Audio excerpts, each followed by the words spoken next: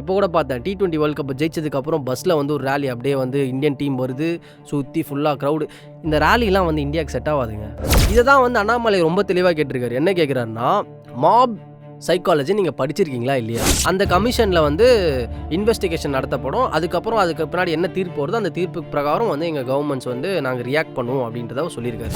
நீங்கள் அந்த போஸ்ட்மார்ட்டம் ரிப்போர்ட்டை ஏன் இன்னும் தரல? எதுக்கு அர்ஜென்ட்டாக ஃபர்ஸ்ட் ஆஃப் ஆல் அவர் என்ன கேட்குறாருன்னா, நைட்டில் யாரும் போஸ்ட்மார்ட்டம் பண்ண மாட்டாங்க அப்படின்னும் போது நீங்கள் ஏன் நைட்டோட நைட்டாக அதை பண்ணீங்க? அந்த சிசிடிவி ஃபுட்டேஜை எதுவும் ஆகாமல் அது எங்களுக்கு வரணும் அப்படின்றத வந்து இவங்க வந்து அந்த பெட்டிஷனில் வந்து இது பண்ணியிருக்காங்க. Hey guys, welcome back to my YouTube channel. நான் உங்கள் மிதுன். பேசிக்காக நம்ம சேனலில் பார்த்தீங்கன்னா வி டாக் அபவுட் ஸ்பேஸ். அதை தாண்டி நம்ம ஒரு சில பிஸ்னஸ் ஃபேக்ட்ஸு, சில பிஸ்னஸ் பாட்காஸ்ட்லாம் போய் பார்ப்போம். பட் திஸ் டைம் இது வந்து கொஞ்சம் சீரியஸான மேட்ரு தான். ஆல்ரெடி உங்களுக்கு நான் என்னத்தை பற்றி பேச போகிறோம் உங்களுக்கு தெரிஞ்சிருக்கும். ஏன்னா தமிழில் பார்த்து தான் வீடியோக்கு வந்திருப்பீங்க. ஸோ நத்திங் பட் இந்த கரூரில் நடந்த ஒரு சோகமான விஷயம். ஸோ அந்த விஷயம் வந்து என்னை வந்து பர்சனலாக ரொம்ப பாதிச்சிச்சு. என்னடா இது, நம்ம வந்து இந்த ஆர்சிபியோட அந்த வின்னிங் செராமனியில் பார்த்தீங்கன்னா அந்த ரோட் ரேலியில் வந்து 10 பேரோ 12 பேரோ இறந்து போனாங்க. அதுக்கே எனக்கு ரொம்ப கஷ்டமாக இருந்துச்சு. என்னடா இது, ஒரு சாதாரண ஒரு ஐபிஎல் மேட்ச்சு. அந்த ஐபிஎல் மேட்ச்சில் ஒரு டீம் கப் அடிக்கிறாங்க. அதுக்கு ஏன் இவ்வளோ கூட்டம் கூடுது? அந்த கூட்டத்தை ஏன் அந்த மேனேஜ்மெண்ட் ஒழுங்காக க்ரௌட் மேனேஜ் பண்ணல? இந்த மாதிரி ஒரு சில கேள்விகள்லாம் வந்துச்சு. அநியாயமாக வந்து ஒரு 10 உயிர் 11 உயிர் போயிடுச்சு. அப்போவே நான் அந்த டைம்லேயே வந்து ரொம்ப சோகமாக எனக்கு இருந்துச்சு. என்னடா இது, ஒரு சாதாரண விஷயத்துக்கு இந்தியன்ஸ் ரொம்ப ரியாக்ட் பண்ணுறாங்களா, இல்லை அந்த மேனேஜ்மெண்ட் சரியாக அவங்கள வந்து கண்டுக்கலையா? இந்த மாதிரி ஒரு சில கேள்விகள்லாம் வந்துச்சு. அதோட கஷ்டத்தை நம்ம கடந்து இன்னும் வரல. அதுக்குள்ளே பார்த்தீங்கன்னா 41 பேர் அஃபிஷியலாக இப்போ வரைக்கும் இறந்துட்டாங்க அப்படின்னு சொல்கிறாங்க. ஆக்சுவலாக அது ரொம்ப கஷ்டமான ஒரு விஷயம். இன்னும் நம்ம வந்து அவங்களுக்கு வந்து அந்த குடும்பம் வந்து அந்த கஷ்டத்தில் இழந்ததுலேருந்து இன்னும் கடந்து வந்து வர ரொம்ப டைம் எடுக்கும்ல, கரெக்டாக? So it's really chat. So இந்த விஷயத்தில் நம்ம என்னென்னலாம் இன்னைக்கு பார்க்க போகிறோம் அப்படின்னா, பேசிக்காக லைக் இதில் யாரோட ஆளும் தரப்பு மேலே அலட்சியம் இருக்குது, காவல்துறை வந்து அவங்களோட பணியை ஒழுங்காக செய்யலை அப்படின்னு பல பேர் வந்து குற்றம் சாட்டுறாங்க. அது ஒரு விஷயம். இன்னொரு விஷயம் என்னென்னா, இனிமேல் இந்த பிரச்சனைலாம் வரக்கூடாதுன்னா கவர்மெண்ட் என்ன பண்ணணும், அஸ் அ பீப்புளாக நம்ம என்னென்ன பண்ணணும் அப்படின்றதெல்லாம் நம்ம இந்த வீடியோவில் பார்க்க போகிறோம். First will go with Annamalai. அதாவது நிறைய தமிழர்களுக்கு பார்த்திங்கன்னா பிஜேபி பற்றி நிறைய முரண்பாடான கருத்துக்கள்லாம் இருக்குது. பட் ஸ்டில் அண்ணாமலை வந்து இந்த விஷயத்த வந்து ரொம்ப பேசின விஷயம் வந்து ரொம்ப மெச்சூர்டாக இருந்துச்சு. நான் ஒரு விஷயத்த கேட்டது வரைக்கும் அவர் என்ன முக்கியமாக சொல்ல வர்றார் அப்படின்னா, நம்ம மறக்க வேணாம், அவர் ஒரு ஐபிஎஸ் ஆஃபீஸர் அப்படின்றதுனால. ஸோ அவர் காவல்துறை பெர்ஸ்பெக்டிவ்லேருந்து ஒரு சில விஷயங்கள்லாம் சொன்னார். ஸோ விச் வாஸ் அது வந்து ரொம்ப ஸ்ட்ராங்காக இருந்துச்சு அந்த பாயிண்ட்ஸ்லாம். அது என்னென்னு பார்த்தீங்கன்னா, ஃபஸ்ட்டு விஷயம் அவர் கேட்குறது, இந்த விஷயம் ரொம்ப சீரியஸான ஒரு மேட்ரு. அதாவது 40 பேர்கிட்ட அவரோட இதில் வந்து 41 பேர் சொல்லலை. பட் அஃபிஷியலாக அப்போ வந்து 40 பேர் தான் சொல்லியிருக்காங்க. 40 பேர் இறந்துட்டாங்க, 56 பேருக்கும் மேலே இன்ஜூர் ஆகிட்டாங்க. இது ரொம்ப சீரியஸான ஒரு மேட்ரு. ஸோ இதுக்கு வந்து நாங்கள் பிஜேபி சார்பாக ஒரு சில விஷயங்களை வந்து செய்வோம், எங்களால் முடிஞ்சது அப்படின்றத வந்து பேசிக்காக அவங்க கட்சி சார்பாக வந்து அவங்களால என்னென்னலாம் பண்ண முடியும் பாதிக்கப்பட்டவர்களை சொல்லிட்டு ஒரு சில முக்கியமான கேள்விகள் இருக்கிறாங்க. அது என்னென்னா, இது வந்து முதல் தடவை நடக்கலை அப்படின்றது ஒரு ஸ்ட்ராங்கான பாயிண்ட். இதே விஷயம் கள்ளக்குறிச்சியில் நடந்திருக்கு. இதே விஷயம் இப்போது ரீசெண்டாக பார்த்திங்கன்னா October 6 வந்து மெரினா பீச்சில் நடந்த ஏர் ஷோ. அந்த ஏர் ஷோலையும் பார்த்திங்கன்னா கிட்டத்தட்ட ஒரு 5 பேர் இறந்துருக்காங்க, 70க்கும் மேலே ஆளுங்க வந்து காயப்பட்டிருக்காங்க. ஸோ இந்த பீப்புள், அதாவது இந்த கவர்மெண்ட்டுக்கு வந்து க்ரௌடை மேனேஜ் பண்ண தெரியலையா? ஏன் இவ்வளோ இழப்புகள் வந்து நம்ம சந்திக்கணும்? அதுவும் ஒரு தடவை 2 தடவை தொடர்ந்து இந்த விஷயம் நடந்துகிட்டே இருக்குது.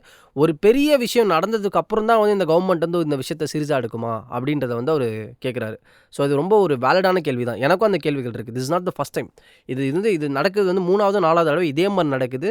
இதே மாதிரி க்ரௌடை மேனேஜ் பண்ண தெரியாமல் இந்த ஒருத்தவங்க இன்னொருத்தவங்க மேலே மிதித்து இவ்வளோ உயிரிழப்புகள். அதில் முக்கியமான ரொம்ப சோகமான விஷயம் என்னென்னா, நிறைய குழந்தைகள் இறந்து போயிருக்காங்க, பெண்கள் இறந்து போயிருக்காங்க, முக்கியமாக கர்ப்பிணி பெண்கள் இறந்து போயிருக்காங்க.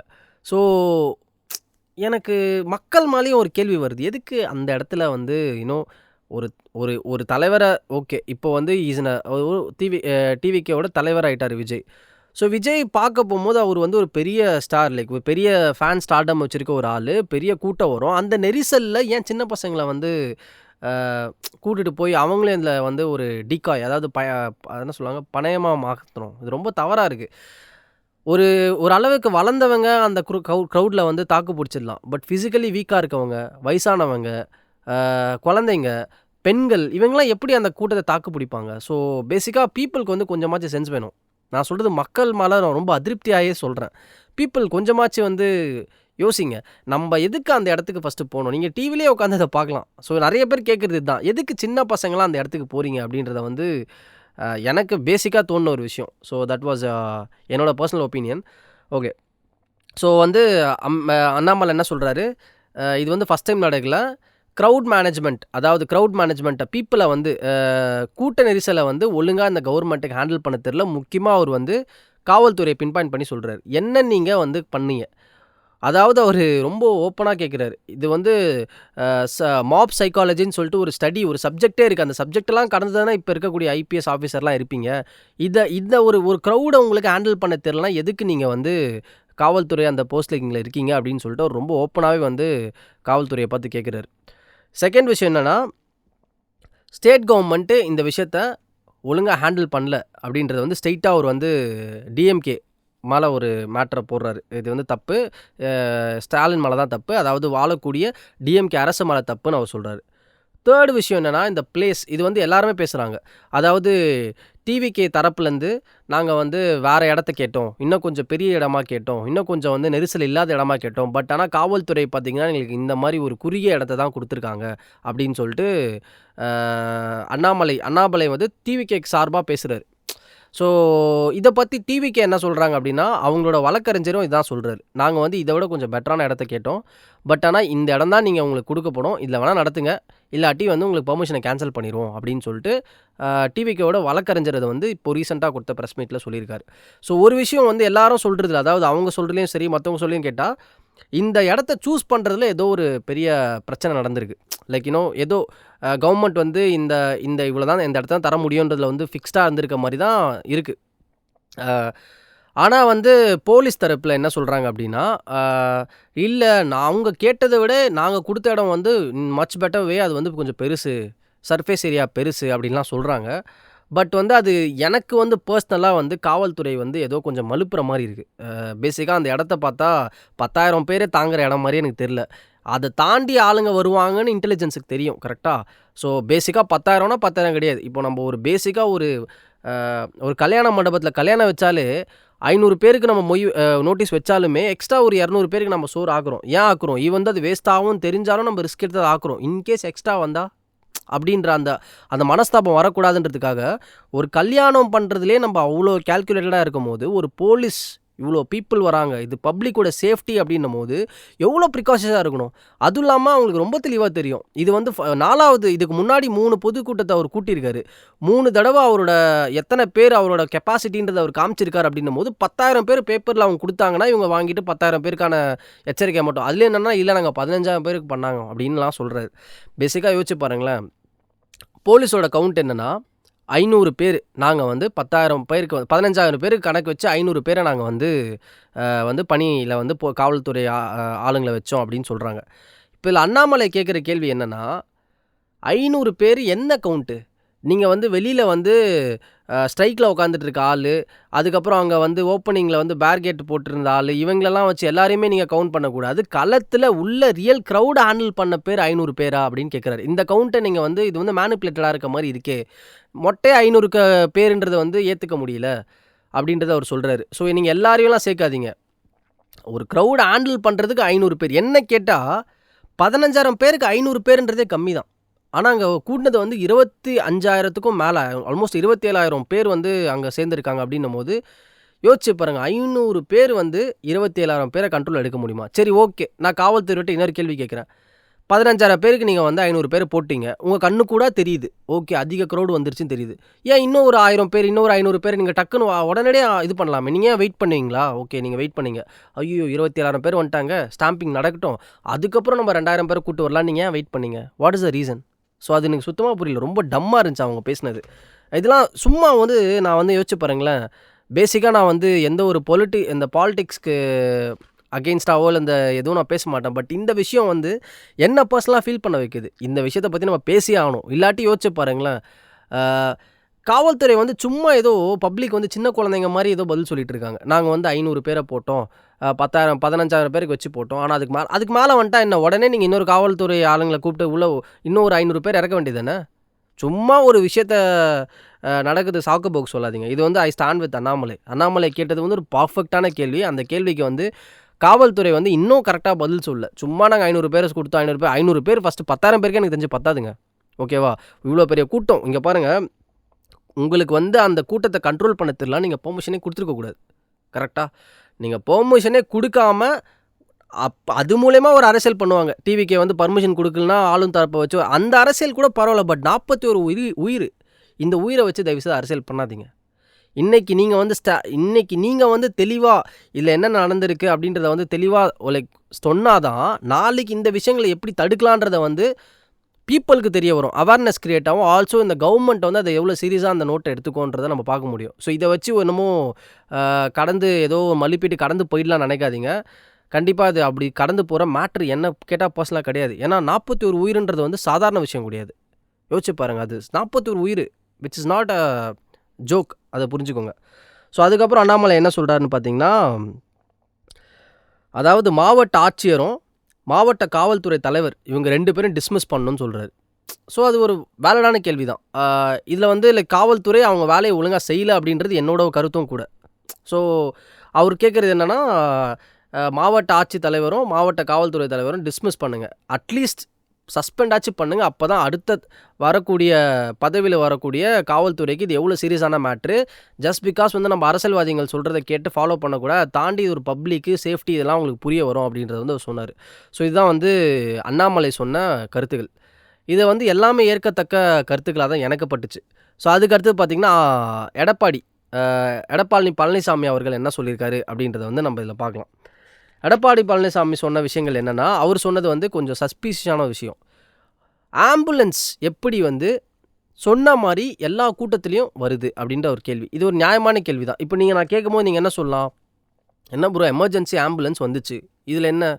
இப்போ இந்த ஆம்புலன்ஸில் ஒரு ரொம்ப சந்தேகக்கூடிய சில விஷயங்கள் இருக்குது. அது என்னென்னா, இது வந்து விஜயோட பொதுக்குழுவில் மட்டும் இந்த ஆம்புலன்ஸ் வரல. ஐ மீன் எந்த இடத்துல ஒரு பொதுக்குழு கூட்டினாலும் அங்கே ஆம்புலன்ஸ் வருது. ஈவன் ஒரு சில டைமில் பார்த்திங்கன்னா டிஎம்கேவோட பொதுக்கூட்டத்தில் கூட இந்த ஆம்புலன்ஸ் வருது.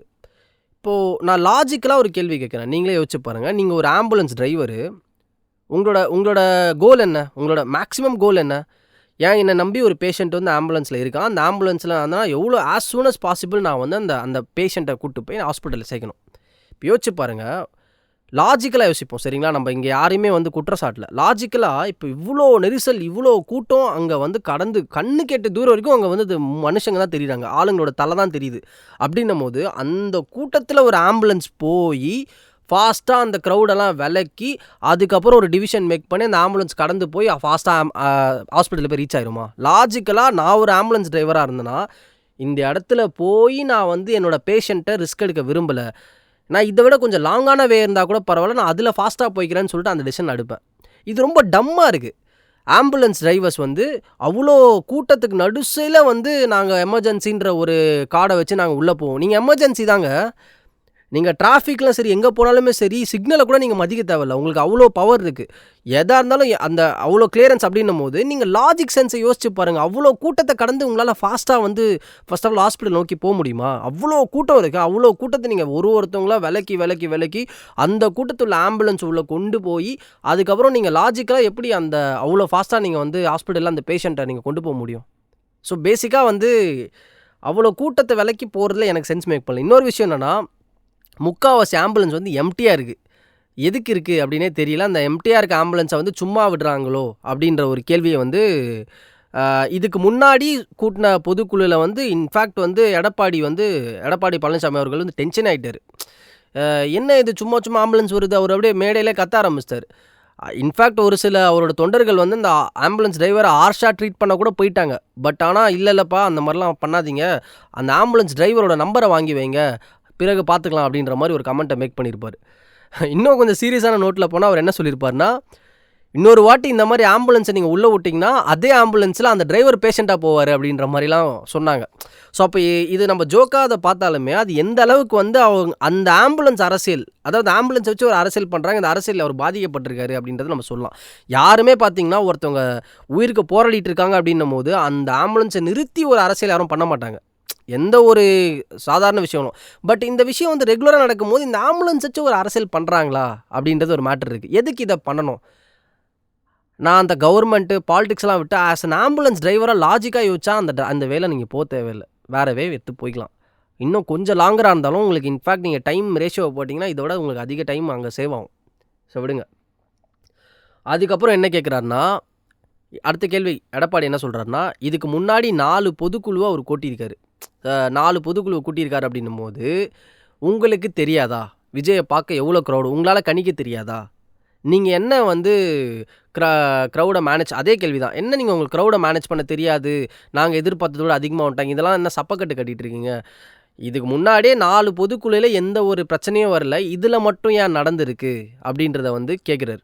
ஸோ அப்போது கரெக்டாக போயிட்டுருக்க ஒரு விஷயம் வந்து திடீர்னு வந்து எங்கேயோ சொதப்புதுன்னா, இப்போ நீங்கள் விஜய் அதாவது டிவிகே மேலே நீங்கள் வந்து குற்றம் சுமத்துறீங்கன்னா அது முதல்ல அந்த விஷயம் நடந்திருக்கணும். பட் இவ்வளோ விஷயம் அது ஒழுங்காக நடந்து இப்போ அதில் பிரச்சனை நடந்திருக்குன்னா, இங்கே பிரச்சனைகள் வந்து உங்களுக்கு உங்கள் சைடில், அதாவது கவர்மெண்ட் வந்து க்ரௌடை ஒழுங்காக ஹேண்டில் பண்ணலையா அப்படின்றது ஒரு கேள்வி அவர் எழுப்புறாரு. ஸோ ஃபைனலி இப்போ நம்ம பார்த்திங்கன்னா டிவிக்கு என்ன சொல்ல போகிறாங்க அப்படின்னு தாண்டி ஸ்டாலின், அதாவது நம்மளோட மதிப்புக்குரிய முதல்வர் ஸ்டாலின் என்ன இந்த விஷயத்தை பற்றி பேசியிருக்காரு அப்படின்றத நம்ம பார்க்குறோம். அவர் வந்து பேசிக்காக இரங்கல், அதாவது இறந்து போன எல்லாருக்குமே வந்து இரங்கலை தெரிவித்தார். நல்ல விஷயம். ஆல்சோ வந்து கவர்மெண்ட் வந்து மொத்த சப்போர்ட், அதாவது இறந்து போன எல்லாருக்கும் ஒரு தலைக்கு வந்து 10 லட்சம் நாங்கள் தரோம் அப்படின்னு சொல்லியிருக்காரு. ஃப்ரீ, அதாவது ஃப்ரீ ட்ரீட்மெண்ட், பாதிக்கப்பட்ட எல்லாருக்குமே ஃப்ரீ ட்ரீட்மெண்ட்டை நாங்கள் வந்து கம்ப்ளீட்டாக நாங்கள் பொறுப்பெடுத்துக்கிறோம் அப்படின்ற மாதிரி சொல்கிறாரு. ஆல்சோ இந்த ஒரு விஷயத்தை வச்சு யாரும் அரசியல் பண்ணாதீங்க அப்படின்ற ஒரு விஷயத்த அவர் சொல்கிறாரு. அதாவது அவர் யாரை மீன் பண்ணுறாரு அப்படின்னா, இவங்க பண்ணிட்டாங்க அவங்க பண்ணிட்டாங்க. ஃபார் அன் எக்ஸாம்பிள் வந்து இது எந்த ஒரு ஸ்ட்ரெயிட்டாக நான் சொல்கிறேனே, செந்தில் பாலாஜியும் அன்பில் மகேஷும் எப்படி ஆன் டைமில் அங்கே கரெக்டாக போனாங்க. ஆம்புலன்ஸ் போன 15th மினிட்லேயோ 10th மினிட்லேயோ வந்து எப்படி அவங்க கரெக்டாக அசம்பிள் ஆனாங்க. இதெல்லாம் வந்து ஆல்ரெடி சொல்லி வச்சு இவங்க வந்த மாதிரி இருக்கே. எப்படி இவ்வளோ ஃபாஸ்ட்டாக இன்ஃபர்மேஷன் வந்து சிஎம் வந்து பாஸ் ஆகி எப்படி நைட்டாக 2 மணிக்கு ஒரு கிளம்பி வந்து பார்க்குறாரு. ஸோ இந்த மாதிரி ஒரு சில விஷயங்கள்லாம் வந்து அரசியல் ரீதியாக வந்து நிறைய பேர் நிறைய கேள்விகள்லாம் கேட்டாங்க. பட் அதுதான் ஒரு மீன் பண்ணி சொல்கிறாரு, இதை வச்சு சீப் பாலிடிக்ஸ் பண்ணாதீங்க. எனக்கு வந்து அந்த விஷயத்தை கேட்டதுலேருந்து என் மனசு ரொம்ப பாதிப்படைஞ்சிச்சு. நான் வந்து உடனடியாக வந்து என்னென்னலாம் என்னால் பண்ண முடியுமோ எல்லாத்தையுமே வந்து நான் வந்து கவர்மெண்ட்டோட, அதாவது அந்த அமைப்பை வச்சு லைக் இந்த சிஸ்டம் மூலயமா நான் பண்ணேன். ஆல்சோ எனக்கு எனக்கு வந்து மனசு வந்து ரொம்ப கஷ்டமாக இருந்துச்சு. நான் நைட்டுன்னு கூட பார்க்கல, அன்டைம்னு கூட பார்க்கல. நான் உடனடியாக அந்த இடத்துக்கு போயிட்டு அந்த எல்லாரையும் பார்த்தேன் அப்படின்றத அவர் சொல்கிறாரு. ஸோ முக்கியமான விஷயம் அவர் சொன்னது என்னென்னா, நாங்கள் வந்து அருணா ஜெகதீஷன் அப்படின்னு சொல்லிட்டு ஒருத்தர், அதாவது லைக் ரிட்டையர்டான ஒரு ஜட்ஜ், அவர் மூலயமா ஒரு நபர் கமிஷனை ஒன்று அமைச்சிருக்கோம். அந்த கமிஷனில் வந்து இன்வெஸ்டிகேஷன் நடத்தப்படும். அதுக்கு பின்னாடி என்ன தீர்ப்பு வருதோ அந்த தீர்ப்பு பிரகாரம் வந்து எங்கள் கவர்மெண்ட்ஸ் வந்து நாங்கள் ரியாக்ட் பண்ணுவோம் அப்படின்றத அவர் சொல்லியிருக்காரு. ஸோ இதில் ஒரு சில சந்தேகங்கள்லாம் இருக்குது. ஸோ அதுக்கு முன்னாடி நம்ம வந்து டிவிக்கு என்ன பேசியிருக்காங்க அப்படின்றத பற்றி பேசலாம். ஸோ இன்றைக்கி வந்து நம்ம எல்லாரோட கேள்விக்குமே வந்து டிவிக்கு சார்பாக ஒரே ஒரு ஆள் பர்ஃபெக்டாக கன்று மாதிரி பேசினார். அவர் யாருன்னா அறிவழகன் அப்படின்ற ஒரு நீதி அட்வொகேட், வழக்கறிஞர். ஸோ அவர் கேட்குற கேள்வி எல்லாமே ரொம்ப லாஜிக்கலாகவும் இருக்குது, ரொம்ப கரெக்டாகவும் இருக்குது. ஸோ இந்த கேள்விக்கெலாம் வந்து அவர் பர்ஃபெக்டாகவும் லீகலாகவும் அதை கேட்குறாரு. ஃபஸ்ட்டு விஷயம் அவர் கேட்குறது என்னென்னா, நாங்கள் பெரிய இடத்த கேட்டோம், நாங்கள் இதை விட பெரிய இடத்த கேட்டோம். பட் அவங்க எங்களுக்கு கொடுத்த இடம் இதுதான், அதுவும் ரொம்ப ஹார்ஷாகவே வந்து எங்களுக்கு சொன்னாங்க, இந்த இடத்துல தான் நீங்கள் பண்ணணும், இல்லாட்டி பர்மிஷனை கேன்சல் பண்ணிடுவோம் அப்படின்ற மாதிரி சொல்லியிருக்காங்க. அதுவுமே பார்த்திங்கன்னா 1 டே பிஃபோர் தான் அந்த இடமே சூஸ் பண்ணப்பட்டிருக்கு அப்படின்றத அவர் சொல்கிறார். இது வந்து ரொம்ப ஒரு டஃப்பான, ஒரு நாள் முன்னாடி தான் நீங்கள் பர்மிஷன் கொடுக்கணுன்னா அந்த ஒரு நாளுக்கு முன்னாடி அந்த மேனேஜ்மெண்ட்டுக்கு எவ்வளோ இடைஞ்சல் இருக்கும் பாருங்கள். அந்த ஒரு டேயில் அவங்க உட்காந்து எல்லாத்தையும் பிளான் பண்ணணும். ஸோ அப்படின்னும் போது அந்த ஒரு டே முன்னாடி தான் நாங்கள் பர்மிஷனே கொடுத்தாங்க, அதுவும் நாங்கள் கேட்ட இடத்த கொடுக்கல அப்படின்றத அவர் கிளாரிஃபை பண்ணுறாரு. செகண்ட் விஷயம் என்னென்னா, இன்டெலிஜென்ஸ் ஃபெயிலியர் அப்படின்னு சொல்கிறாரு. உளவுத்துறை என்ன பண்ணுது? உளவுத்துறைக்கு தெரியாதா இவ்வளோ பேர் இங்கே கூட போகிறாங்க? ஆன் பேப்பரில் போடுற நம்ம ஒரு இப்போ யோசிச்சு பாருங்களேன், நம்ம வந்து ஒரு மல்லிகை சாமான் வாங்குகிறோம். அந்த மல்லிகை சாமான் வந்து இவ்வளோ கிலோ, இவ்வளோ அரிசி, இவ்வளோன்னு எழுதுகிறோம். ஆனால் அது கரெக்டாக நம்ம பேப்பரில் எழுதின மாதிரியே நமக்கு வந்து ஒரு மாதத்தில் வந்து வந்துடுதா? நம்ம எழுதுனதை தாண்டி ஒரு சில விஷயங்கள் நம்ம வந்து அதிகமாக சாப்பிடுவோம், இல்லை வீட்டுக்கு யாரும் விருந்தாளிங்க வருவாங்க. ஸோ நம்ம அந்த மாதிரி மளிகை பொருளோட விலை ஏறி இருக்கலாம். இந்த மாதிரி நிறைய விஷயங்கள்னால நம்ம ஆன் பேப்பரில் போட்ட விஷயங்கள் தவறாகும். அதே மாதிரி ஆன் பேப்பரில் 10,000 சொன்னால் உங்களுக்கு இன்டெலிஜென்ஸுக்கு தெரியாதா அப்படின்றத அவர் ஓப்பனாக கேட்குறாரு. உங்களுக்கு என்ன விஜய் அப்படின்ற ஒரு அவ்வளோ பெரிய தலைவரோட ஸ்டார்டம் அவருக்கு இருக்குது அப்படின்னும் போது உண்மையிலே ஓட்டு போடுற க்ரௌடு ஒன்று, ஓகேவா? அது ஒரு க்ரௌடு வரும். இன்னொரு விஷயம், பேசிக்காக இப்போ எனக்கே இது புரியுது. உண்மையிலே வந்து டிவிக்கேவே ஒரு தொண்டனாக வர க்ரௌடு ஒன்று இருக்குது. இன்னொரு விஷயம் என்னென்னா, அந்த காலத்தை கடந்து போகக்கூடிய ஃப்ளோட்டிங் க்ரௌடு. விஜய் ஏன்டா நிற்கலாம், நம்மளும் பார்க்கலாம்டா அப்படின்னு சொல்கிற க்ரௌடு. இன்னொரு க்ரௌடு என்னன்னா, சினிமா மோகத்தால் ஒரு வாட்டியாச்சும் நம்ம விஜய் நேரில் பார்க்கணும் அப்படின்ற ஒரு க்ரௌடு. ஸோ இவ்வளோ க்ரௌடு. ஸோ இது வந்து ஒரு தொண்டர்களை தாண்டி பெரிய அவர் ஒரு ஆக்டர் அப்படின்றதுனால பெரிய பெரிய பவுண்டரிஸ் அங்கே ஃபார்ம் ஆகுது. ஸோ இந்த விஷயத்தை நம்மளாலே கணிக்கும் போது இவங்க எப்படி 10,000 பேர் அப்படின்ற ஒரு விஷயத்த வந்து சாதாரணமாக எடுத்துக்கிட்டு வந்து இவங்க அப்படின்றத வந்து இன்டெலிஜென்ஸ் ஃபெயிலியர் அப்படின்றத அவர் சொல்கிறாரு. செகண்ட் விஷயம் வந்து, நாங்கள் வந்து போலீஸ் கொடுத்த எந்த ஒரு ரூல்ஸையும் பிரேக் பண்ணலை, நாங்கள் வந்து எந்த ரூல்ஸுமே பிரேக் பண்ணல அப்படின்ற அவர் சொல்கிறாரு. அதில் ஒரு சில பேர் கேட்குறாங்க, தண்ணி வாட்டர் பாட்டில்ஸ்லாம் நீங்கள் சாப்பாடெல்லாம் ஒழுங்காக கொடுக்கலையாமே அப்படின்னு. இல்லை, அப்படிலாம் கிடையாது. நாங்கள் வந்து கரெக்டான வால்யூம்க்கு இன்ஃபேக்ட் அதிகமாக வந்து வாட்டர் பாட்டில்ஸ்லாம் நாங்கள் ஸ்டோரேஜ் பண்ணோம், ஃபில் பண்ணோம், கரெக்டான ஃபுட்டெல்லாம் கொடுத்தோம் அப்படின்றத அவர் சொல்கிறாரு, கிளாரிஃபை பண்ணுறாரு. பட் அது எந்த அளவுக்கு உண்மை அப்படின்றது எனக்கு தெரியல. ஏன்னா அங்கே இருந்த ஒரு சில பேர் வந்து எங்களுக்கு சரியாக தண்ணி கிடைக்கல, எங்களுக்கு போதுமான அளவு உணவுலாம் அங்கே கொடுக்கப்படலை அப்படின்றத வந்து சொல்லியிருக்காங்க. ஸோ பேசிக்காக அது வந்து அவர் சொல்கிறதுல உண்மை இருக்கா அப்படின்றது வந்து இன்வெஸ்டிகேட் பண்ணதுக்கப்புறம் தான் நமக்கு தெரிய வரும். பட் இப்போதைக்கு கிரவுண்ட் ரியாலிட்டி பிரகாரம் பார்த்திங்கன்னா, அந்த இடத்துல வந்து எனக்கு தெரிஞ்சு அங்கே கொடுத்த அந்த அவங்க சொன்ன ஒப்பீனியன் வச்சு பார்த்திங்கன்னா, அங்கே போதுமான அளவு தண்ணி ஃபெசிலிட்டியும் உணவு தட்டுப்பாடு அங்கே இருந்துச்சு அப்படின்றத வந்து என்னால் புரிஞ்சிக்க முடியுது. ஒரு சில பேர் வந்து தண்ணீர்கள் இருந்துச்சுன்னு சொல்கிறாங்க. ஸோ அதனால தான் நான் என்ன ஒரு ஒப்பீனியன் எடுக்கல. இது ஒரு இன்வெஸ்டிகேஷன் தேவைப்படும், ஓகேங்களா? செகண்ட் அவர் கேட்குற கேள்வி என்னென்னா, லட்டி சார்ஜ் எதுக்கு பண்ணீங்க? இப்போது லாஜிக்கலாக திரும்பி இந்த ஆம்புலன்ஸ் மேட்ரு மாதிரி இங்கே வரலாம். இப்போ யோசிச்சு பாருங்களேன். இப்போது ஒருத்தவங்க மேலே இன்னொருத்தவங்க மேலே ஏறி ஓடுறாங்க, கீழே ஒருத்தவங்க ஸ்டாம்ப் பண்ணப்படுறாங்க, லைக் மிதிக்கப்படுறாங்க அப்படின்னும் போது இந்த லட்டி சார்ஜ் அப்படின்ற ஒரு விஷயம் வந்து ஹெல்ப் பண்ணுமா? லட்டி சார்ஜ் வந்து இன்னும் பேனிக்கை க்ரியேட் பண்ணும், இன்னும் அவங்க மேலே வந்து ரொம்ப அந்த இன்டென்சிட்டின்றது அதிகம் தான் ஆகும். இப்போ ஒருத்தவங்க உண்மையில் கீழே தவறி விழுந்துருந்தாங்கன்னா அதனால் இன்னும் நெரிசல்கள் ஏற்படும், இன்னும் குரல் தள்ளுமுள் ஏற்படும். அதனால் இன்னும் ஒரு சில பேர் உள்ள வாய்ப்பு இருக்குது. அதனால் அது ஒரு சுனாமி மாதிரி ஒரு ரியாக்ஷனை ஒன்று கிரியேட் பண்ணும். இந்த டாமினோஸ் எஃபெக்ட்ஸ்னு சொல்லுவாங்கள்ல, ஒன்று தட்டி விட்டா டக் டக் டக் டக் டக்னு போய் எல்லாமே விழுந்துட்டே போகும். அந்த மாதிரி எங்கேயோ ஆரம்பிக்கிற ஒரு லட்டி சார்ஜ்ன்ற ஒரு விஷயம் வந்து அது ஒரு பெரிய ஒரு க்ரௌடை ஒரு மொமெண்டத்தை ஒன்று கிரியேட் பண்ணும். அந்த மொமெண்டம் வந்து ஃபிசிக்கலி தள்ள இன்ஃபேக்ட் அது மூலயமா இன்னும் ஒரு சில பேரும் விழலாம். ஆல்ரெடி விழுந்தவங்கள அது ஹெல்ப் பண்ணாது, கரெக்டாக? ஸோ லட்டி சார்ஜ்ன்றது வந்து லாஜிக்கலாக நீங்கள் பண்ணுறதுனால வந்து அங்கே பீப்புளை வந்து கலைக்கணுன்றது யோசிச்சு பாருங்களேன். ரெஸ்கியூ பண்ணணுமா, கலைக்கணுமா? இருக்கிற கூட்டத்தை பொறுமையாக வந்து கரெக்டாக அந்த வந்து ஸ்ப்ளிட் பண்ணி பல எக்ஸிட்ஸை க்ரியேட் பண்ணி டைவர்ட் பண்ணி நீ கலைக்கணுமா, இல்லை காட்டு மரண்டித்தனமாக லட்டி சார்ஜ் பண்ணுமா?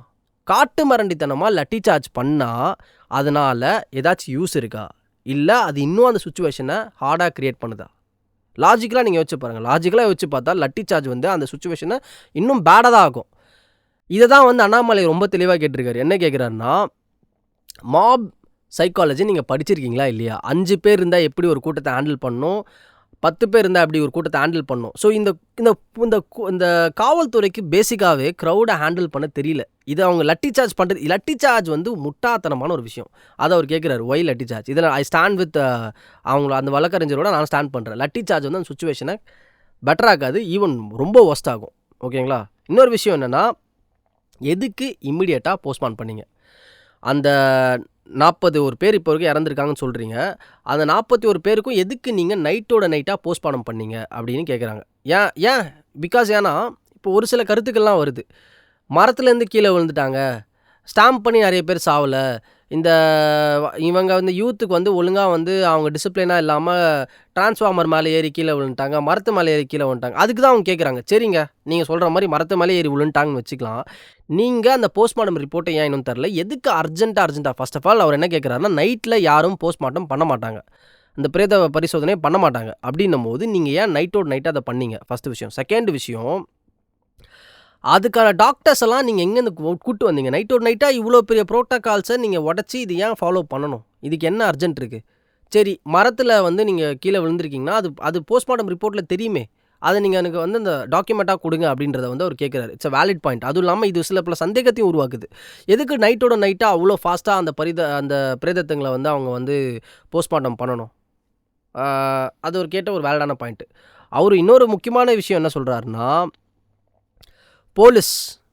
போலீஸ் வந்து அவங்க பண்ண அராஜகம், அவங்க பண்ண லட்டி சார்ஜு ப்ளஸ் உண்மையிலே அங்கே ஸ்டாம்ப் ஆன ஒரு சில மேட்ரு, இது எல்லாமே பார்த்தீங்கன்னா அங்கே இருக்கக்கூடிய அந்த இடத்துல இருக்கக்கூடிய லோக்கல் சிசிடிவி ஃபுட்டேஜில் பதிவாக இருக்கும். ஸோ தயவு செய்து இவங்க எப்படியாச்சும் அந்த சிசிடிவி ஃபுட்டேஜை அழிச்சிருவாங்க.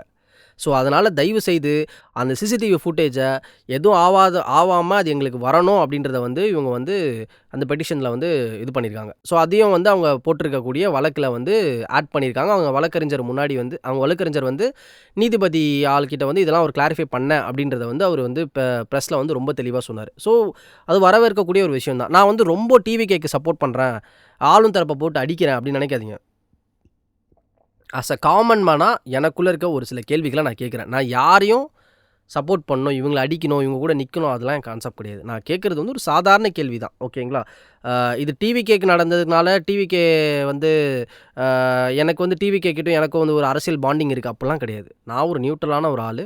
எனக்கு ரொம்ப தெளிவாக தெரியும் யாருக்கு ஓட்டு போடணும், யாருக்கு ஓட்டை போடக்கூடாது. இதை வச்சு நான் அரசியல் பண்ணல. என்கிட்ட இருக்கக்கூடிய ஒரு சாதாரண கேள்வி, ஆஸ் அ குடிமகனாக என்கிட்ட இருக்க கேள்விகள்லாம் நான் கேட்குறேன். ஸோ அவர் கேட்ட சிசிடிவி ஃபுட்டேஜை வந்து இவங்க வந்து எதுவும் பண்ணி அழிச்சிடக்கூடாது, இந்த சிசிடிவி ஃபுட்டேஜ் எங்களுக்கு வேணும்.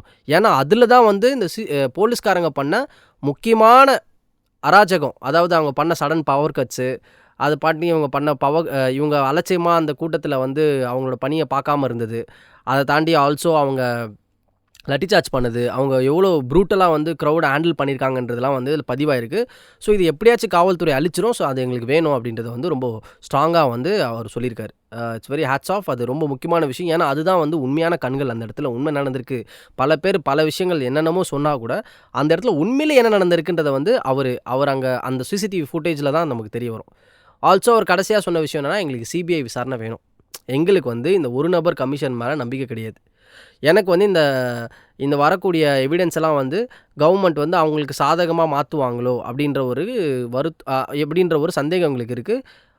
அவங்க வந்து டைரெக்டாகவே சொல்கிறாங்க, எங்களுக்கு ஆளும் தரப்பு, அதாவது டிஎம்கே தான் சூழ்ச்சி பண்ணி தான் இந்த விஷயங்களை பண்ணியிருக்காங்க அப்படின்றத வந்து அவர் ரொம்ப தெளிவாக அவர் சொல்கிறாரு. ஸோ அவங்களுக்கு சிபிஐ விசாரணை வேணும் அப்படின்றத வந்து அவங்க வலியுறுத்திருக்காங்க. ஸோ இதுதான் வந்து பார்த்திங்கன்னா டிவிகேவோட நீதிபதி அவர்கள் நீதிபதின்ற பாருங்க வழக்கறிஞர் சொன்ன விஷயங்கள். அதை தாண்டி வந்து நாங்கள் வந்து இப்போ ஒரு சில பேர் என்ன கேட்குறாங்க அப்படின்னா, ஏன் விஜய் வந்து இவ்வளோ பேர் இறந்துருக்காங்களே, போய் அவர் நேரில் பார்த்து ஆதரவு தெரிவிக்க மாட்டாரா, நேரில் பார்த்து அவங்களுக்கு ஆதரவு சொல்ல மாட்டாரான்லாம் கேட்குறாங்க. மேட்ரு என்னென்னா, ஆல்ரெடி வந்து விஜய் அப்படின்ற ஒருத்தர் பொதுக்குழு கூட்டத்தினால தான் இவ்வளோ பேர் இறந்துருக்காங்க. திரும்பி அவர் அந்த இடத்துக்கு போகும்போது அங்கே திரும்பி ஒரு நெரிசல் ஃபார்ம் ஆகி திரும்பி அங்கே ஒரு இதே ஒரு பிரச்சனை வரக்கூடாதுன்றதுக்காக அதில் நிறைய ப்ரோட்டோகால்ஸ் இருக்குது. திரும்பி வந்து கவர்மெண்ட் பர்மிஷன் அவங்களுக்கு கொடுக்கணும், இவர் நோட்டீஸ் கொடுக்கணும், அது அக்செப்ட் ஆகணும். ஸோ அதனால் அவங்க என்ன கேட்குறாங்கன்னா, இன்னொரு வாட்டி எங்களோட தலைவர் விஜய் போய் பார்க்குறதுக்கு போலீஸ் ப்ராப்பரான சேஃப்டியை தரணும் அப்படின்னு சொல்லிட்டு அவர் கேட்குறாரு. ஸோ விச் மீன்ஸ் விஜய் வந்து ரொம்ப ரெடியாக இருக்கார், எப்படா நம்ம போய் அவங்கள பார்க்கலான்றதுல அவர் ரெடியாக இருக்கார். ஸோ கவர்மெண்ட் மனசு வச்சா தான் அது நடக்கும் அப்படின்றத வந்து அவருக்கு அது இன்டெரக்டாக சொல்கிறாரு. ஆல்சோ அவங்களுக்கான விஜய்க்கான சேஃப்டியும் பீப்புளுக்கான சேஃப்டியும் நீங்கள் திரும்பி எங்களுக்கு பண்ணித்தரணும் அப்படின்றத அவர் தெளிவாக கேட்குறாரு. இதுதான் அவர் சொன்ன விஷயங்கள். ஸோ ரொம்ப அது கிளியராக இருந்துச்சு. இப்போ கடைசியாக என்னோட ஒப்பீனியன் என்ன இந்த மேட்டரில் அப்படின்றத நான் சொல்ல போகிறேன். ஸோ இன்ஃபேக்ட் இப்போயே பார்த்தீங்கன்னா, நான் பேசின பேச்சிலே ஆல்மோஸ்ட் நிறைய இடத்துல எல்லாரும் நான் ஆக்சுவலாக எல்லா தலைவர்களும் சொல்கிறத சொல்லிவிட்டு அதுக்கப்புறம் நம்மளோட ஒப்பீனியனை சொல்லலாம் தான் நினச்சேன். பட் நான் ரொம்ப எமோஷனல் ஆகி ஜஸ்ட் அந்த தலைவர்கள் பேசின விஷயத்தை டக்குன்னு நான் என்னோடய ஒப்பீனியன் சொல்லிட்டேன். ஃபஸ்ட்டு விஷயம் என்னென்னா, என்னோடய ஒப்பீனியன் என்னென்னா, அன்பில் மகேஷ் நம்மளோட கல்வித்துறை அமைச்சர் அவர் வந்து என்ன சொல்கிறாரு அப்படின்னா, ஸ்பாட்டுக்கு உடனே போயிட்டு இந்த மாதிரி வந்து என்ன கேட்குறாரு அப்படின்னா, கண்டிஷனை ஃபாலோ பண்ணுங்கடா தலைப்படா அடிச்சுக்கிட்டேனே அப்படின்ற மாதிரி சொல்கிறார். ஸோ இப்போ என் கேள்வி என்னென்னா, ஓகே இதை வச்சு நான் அரசியல்லாம் பண்ணல, அவர் நடிக்கிறாரு, அதெல்லாம் வந்து நிறைய பேர் சொல்கிறாங்க, அதெல்லாம் வந்து ஒரு நாகரிகமான விமர்சனம் இல்லை. நான் கேட்குற கேள்வி என்னென்னா, ஓகே நீங்கள் சொல்கிற மாதிரி அவங்க கண்டிஷனை ஃபாலோ பண்ணலன்னே வச்சுக்கலாம். அப்படி கண்டிஷனை ஃபாலோ பண்ணுங்கடான்னு ஒருத்தர் ஆதங்கத்தில் சொல்கிறாருன்னா, அப்போ உங்களுக்கு தெரிஞ்சிருக்கு அவங்க கண்டிஷனை ஃபாலோ பண்ணல அப்படின்னது. அப்போ கண்டிஷனை அவங்க உங்களுக்கு ஃபாலோ பண்ணலன்னு தெரிஞ்சு நீங்கள் எதுக்கு பர்மிஷன் கொடுத்தீங்க? இப்போ நீங்கள் தான் சொல்கிறீங்க கண்டிஷனை ஃபாலோ பண்ணுங்கடான்னு தலைப்படா அடிச்சுக்கிட்டேன் அப்படின்னா உங்களுக்கு என்ன கண்டிஷன் அவங்க ஃபாலோ பண்ணலன்றது தெரியுது. அவங்க கண்டிஷனை ஃபாலோ பண்ணலன்னு உங்களுக்கு தெரிஞ்சோம் எதுக்கு நீங்கள் பர்மிஷன் கொடுத்தீங்க? ஃபஸ்ட்டு விஷயம். செகண்ட் விஷயம், இந்த சிஸ்டம் வந்து ரொம்ப அப்படியே அப்சல்யூட் பர்ஃபெக்டாக வேலை செய்யுது. இப்போது நம்ம ஒரு சில விஷயங்கள் ரொம்ப பர்ஃபெக்டாக வழக்கமாக இது இப்படி இருக்காது, இன்றைக்கி ரொம்ப பர்ஃபெக்டாக இருக்கும்போது நமக்குள்ளே ஒரு சந்தேகம் வரும், என்னடா இது இவ்வளோ. அது நல்ல விஷயம் தான். பட் திடீர்னு இவங்க எல்லாருமே ரொம்ப பர்ஃபெக்டாக வராங்க அப்படின்னும் போது இப்போ யோசிச்சு பாருங்கள். இதே விஷயம் மரீனாவில் 5 பேர் இறந்துருக்காங்க. கள்ளக்குறிச்சியில் இதே மாதிரி ஒரு ஸ்டாம்பிங் மேட்டர் நடந்திருக்கு. ஸோ இது தொடர்ந்து இந்த லா அண்ட் ஆர்டரு ப்ளஸ் இந்த இப்போ கூட ஒரு லாக்அப் டெத்து, அஜித்னு ஒருத்தரை வந்து லாக்அப், அதாவது ஜெயிலே வச்சு அடித்து துன்புறுத்தியே சாவடிச்சாங்க. ஸோ இந்த விஷயங்கள் தொடர்ந்து இந்த டெத்துன்ற விஷயம் வந்து யாரோ ஏதோ ஒரு வகையில் கேடயமாக ஏதோ ஒரு மக்கள் இறந்துட்டு தான் இருக்காங்க. அப்போல்லாம் அந்த சிஸ்டம் வந்து இவ்வளோ ஸ்மார்ட்டாகவும் இவ்வளோ ஸ்பீடாகவும் இவ்வளோ ஸ்பான்டனியஸாக ஆக்ட் பண்ணாத சிஸ்டம் எப்படி இந்த விஷயத்தில் மட்டும் சொல்லி வச்ச மாதிரி டக்கு டக்குன்னு நடக்குது. இது நான் மட்டும் கேட்கல, எல்லாருமே கேட்குறாங்க. எனக்கும் அந்த கேள்வி பர்சனலாக இருக்குது. எப்படி வந்து நீங்கள் ஸ்பான்டேனியஸாக வந்து அந்த இடத்துக்கு போன 15 to 10 மினிட்ஸில் இந்த அமைச்சர், அதாவது செந்தில் பாலாஜி வராரு, அன்பில் மகேஷ் வராரு. இப்போ இந்த விஷயங்கள்லாம் எப்படி இவ்வளோ ஃபாஸ்ட்டாக இவங்க சிஸ்டம் ஆக்ட் ஆகுது. உடனே 2 மணிக்கு வந்து நம்மளோட முதல்வர் போய் அங்கே வந்து அவங்கள பார்க்குறாரு, மரியாதை செலுத்துகிறாரு. ஸோ இதெல்லாம் பார்க்கும்போது இந்த இன்ஃபர்மேஷன்லாம் எப்படி உங்களுக்கு முன்னாடியே தெரியுது? இவ்வளோ ஸ்ட்ராங்காக இவ்வளோ கம்யூனிகேட் பண்ணி தெரிஞ்ச உங்களுக்கு ஏன் வந்து அந்த க்ரௌட் விஷயத்தில் உங்களால் கம்யூனிகேட் பண்ண முடியல, க்ரௌட் விஷயத்தில் மேனேஜ் பண்ண தெரியல அப்படின்றது வந்து எல்லாருமே கேட்குறாங்க. ஸோ இவங்க ரொம்ப பர்ஃபெக்டாக இருக்காங்க. இந்த சிஸ்டம் வந்து இந்த மாதிரி எந்ததுக்குமே இதை பாசிட்டிவாகவும் பார்க்கலாம். ஓகே, அட்லீஸ்ட் இப்போயே இந்த சிஸ்டம் வந்து ரொம்ப ஃபாஸ்ட்டாக ரன் ஆகுது அப்படின்னு சொல்லிட்டு பார்க்கலாம். பட் ஒரு சில பேர் கேட்குற கேள்விகள் என்ன, இவங்களுக்கு இந்த விஷயத்தில் மட்டும் எப்படி இவ்வளோ ஃபாஸ்ட்டாக இருக்காங்க அப்படின்றது. ஸோ எனக்கும் அந்த கேள்வி இருக்குது. செகண்ட் விஷயம் என்னென்னா, லட்டி சார்ஜ் எதுக்கு பண்ணீங்க? நான் ஆல்ரெடி சொல்லிட்டேன், லட்டி சார்ஜ் பண்ணுறதுல யூஸ் இல்லை. இப்போ வகையில் அந்த மொமெண்டத்தை க்ரியேட் பண்ணது அந்த லட்டி சார்ஜ்ன்ற ஒரு விஷயம் தான். ஸோ அப்போ அந்த இறந்து போன 41 பேரில் அந்த லட்டி சார்ஜுக்கும் ஒரு பெரிய பங்கு இருக்குன்றதை ஒத்துக்கலாமா? ஸோ அப்போது இன்னவே போலீஸ்க்கும் இந்த 40 பேர் வந்து நான் இறந்து போயிட்டாங்கன்னு சொல்ல மாட்டேன். அந்த 40 பேர் வந்து அலட்சியத்தால் வந்து கொல்லப்பட்டிருக்காங்க. அலட்சியம், போலீஸ்காரன் பண்ண அலட்சியம், காவல்துறை பண்ண அலட்சியம், ஆளும் தரப்பு கூட டிஎம்கே பண்ணுற அலட்சியம், டிவிகே பண்ண அலட்சியம், இவங்க எல்லாரோட அலட்சியத்தினால ஆல்சோ மக்கள் மேலே இருக்கக்கூடிய அலட்சியம். மக்களும் ஏன் இவ்வளோ அலட்சியமாக இருக்காங்க? நீங்கள் என்ன இப்போது நான் பேசிக்காக ஒரு கேள்வி கேட்குறேங்க. நீங்கள் ஒரு வீக் பர்சன், நீங்கள் ஒரு கர்ப்பிணி பெண், இல்லை நீங்கள் ஒரு ஃபிசிக்கலி வீக்காக இருக்கீங்க அப்படின்னும் போது ஒரு க்ரௌடில் போக ஆரம்பத்துலேயே உனக்கு தெரியும், எப்பா என்னடா இவ்வளோ க்ரௌடு இருக்குது, அந்த பவுண்டரிலே எப்பா இது நமக்கு செட் ஆகாது, சேஃப்டி கிடையாது அப்படின்னு சொல்லிட்டு நீங்கள் ரிட்டனாக எங்கள் வீட்டுக்கு போயிடலாம். அந்த கூட்டத்துள்ள பூந்து ஊண்டுருவி நீங்கள் விஜய் பார்த்தே ஆகணுமா? ஏன் அப்படியே நீங்கள் டிவியில் போய் அவர் சொல்கிறத பார்க்கலாமே. உங்களுக்கு கொள்கை தலைவன் தான் முக்கியம்னா அவரோட வார்த்தைகள் எங்கேருந்து வேணால் நீங்கள் எடுத்துக்கலாமே. பல இடத்துல வந்து பல தலைவர்களை பார்க்காம அவங்க கொள்கை செய்திகள் மூலயமாவே அவங்க பல இயக்கங்கள் வளர்ந்துச்சு. நீங்கள் வந்து நேரில் தான் சரி ஓகே என் தலைவனை பார்த்தே ஆகணும் அப்படின்னு சொல்லிட்டு ஒரு செட் ஆஃப் குரூப் போகிறாங்க அப்படின்னும் போது உங்களோட உடல்நிலம், குழந்தைகள், கர்ப்பிணி பெண்கள், ஃபிசிக்கலி வீக்கானவங்க, வயசானவங்க, இவங்களுக்கு அது ஏற்ற இடமா? அவங்களுக்கே அது தெரிய தேவையில்லையா? இல்லை அந்த குழந்தைகளை கூட்டு வந்த பெற்றோர்களுக்கு தெரிய தேவையில்லையா? இவ்வளோ நெரிசல்கள், கூட்ட நெரிசல்கள்லாம் இருக்குது. இதுக்கு முன்னாடியே 3 பொதுக்கூட்டத்தை விஜய் கூட்டியிருக்காரு அப்படின்னும் போது அங்கே நீங்கள் பார்த்துருக்கீங்க அப்படின்னும் போது எதுக்கு குழந்தைகள் அங்கே கூட்டு போகிறீங்க? சரி நீங்கள் தான் போகிறீங்க, குழந்தைங்களை ஏன் கூட்டு போகிறீங்க? உங்களுக்கு கொஞ்சமாக சென்ஸ் வேணாமா? மக்களும் சரி கிடையாது, ஆள்ற அரசும் தெரியாது, காவல்துறையும் சரி கிடையாது, இந்த பொதுக்குழுவை கூட்டினா தேவிகாவும் சரி கிடையாது, யாருமே இங்கே சரி கிடையாது. இப்போ இது என்ன இந்த சுச்சுவேஷனை இது நம்ம சொல்கிறது? எனக்கு இது ரொம்ப ஆதங்கமாக இருக்குது. நான் வந்து இந்த மாதிரிலாம் எங்கேயுமே பேச மாட்டேன் பேசிக்காக. நம்ம என்னடா நம்ம வாழ்க்கையை வாழ்ந்தோமா போனோமா, ஏதோ நம்ம யூடியூப்பில் ஒரு சில ஸ்பேஸ் ஃபேக்ட்ஸை போடுவோமா, இப்படி தான் என் கான்செப்ட். பட் இந்த விஷயம் வந்து என்னை லிட்டரலாக ரொம்ப சோகமாக்குச்சு. ஸோ ஃபைனல் வார்த்தை என்னென்னா, இதுக்கான சொல்யூஷன் என்ன அப்படின்னா, ரேலி, அதாவது அதெல்லாம் சொல்லுவாங்க நடைப்பயணமா, அதெல்லாம் வந்து இனிமே இல்லை, எப்பயுமே இந்தியாவுக்கு செட் ஆகாது. அந்த சிஸ்டம் வந்து வெஸ்டர்ன்லேருந்து வந்த ஒரு சிஸ்டம். இந்த ரேலிலாம் பண்ணுவாங்கன்னுவாங்களே, இந்தியா மாதிரி ஹை பாப்புலேட்டட் கண்ட்ரி. இப்போ சைனாவும் ஹை பாப்புலேட்டடான கண்ட்ரி தான், கரெக்டு, நான் ஒத்துக்கிறேன். பட் சைனா வந்து பார்த்திங்கன்னா பெரிய லார்ஜ் சர்ஃபேஸில் அந்த ஹை பாப்புலேஷன் இருக்குது. பட் இந்தியா பார்த்திங்கன்னா அப்படி கிடையாது. இந்தியா வந்து ஒரு குறுகிய இடத்துல சைனாவோட அதிகக்கூடிய பாப்புலேஷன் வந்து இந்தியாவில் இருக்காங்க. ஸோ இப்போ இவ்வளோ ஹெவியான பாப்புலேஷனில் மொத்த ஆர்மியாக வந்தாலும் மொத்த இந்தியன் க்ரௌடை சமாளிக்க முடியாது. 150 கோடி பேரை மொத்த ஆர்மியில் இருக்க ஆளுங்க யார்? 20 லட்சம் பேர். 20 லட்சம் பேர் நினச்சா கூட 100 எங்கேயோ இருக்குது ரேஷியோ, கண்ட்ரோல் பண்ண முடியாது. ஸோ கவர்மெண்ட்டால் பேசிக்காக முடியாது. ஓகேவா? கவர்மெண்ட்டை வந்து ஸோ தயவு செய்து இந்த ரேலிலாம் இனிமேல் பண்ணாதீங்க. ரேலின்ற கான்செப்ட் இந்தியாவுக்கு செட் ஆகுது. இந்த இப்போ கூட பார்த்தேன், T20 வேர்ல்டு கப் ஜெயிச்சதுக்கப்புறம் பஸ்ஸில் வந்து ஒரு ரேலி அப்படியே வந்து இந்தியன் டீம் வருது, சுற்றி ஃபுல்லாக க்ரௌடு. இந்த ரேலிலாம் வந்து இந்தியாவுக்கு செட் ஆகாதுங்க. தயவுசெய்து இந்தியாவுக்கு வந்து இந்தியால வந்து ராலி பண்ண வரேன். யாருக்குமே இது வந்து இந்த கட்சி, அந்த கட்சின்லாம் இல்ல. எல்லா கட்சிக்கும் ரூல்ஸ சேமா வைங்க. யாரும் வந்து ராலி பண்ணக்கூடாதுன்னா பண்ணக்கூடாது. நீங்க பொதுக்குழுவ கூட்டுங்க.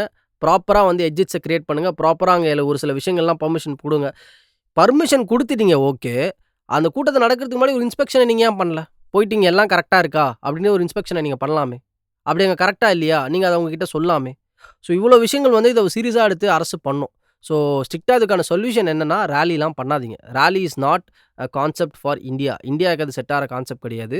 வெஸ்டர்ன் கண்ட்ரீஸ், யூரோப் கண்ட்ரீஸ்லாம் பார்த்தீங்கன்னா, அவங்களோட பாப்புலேஷனுக்கும் அவங்க கண்ட்ரி சைஸ்க்கும் எங்கேயோ இருக்கு. அவங்களால ராலி பண்ண முடியும். அவங்க ரோட்ஸ் ஆர் ரொம்ப ரொம்ப பெருசு. அவங்களோட இன்ஃப்ராஸ்ட்ரக்சர் இருக்கு.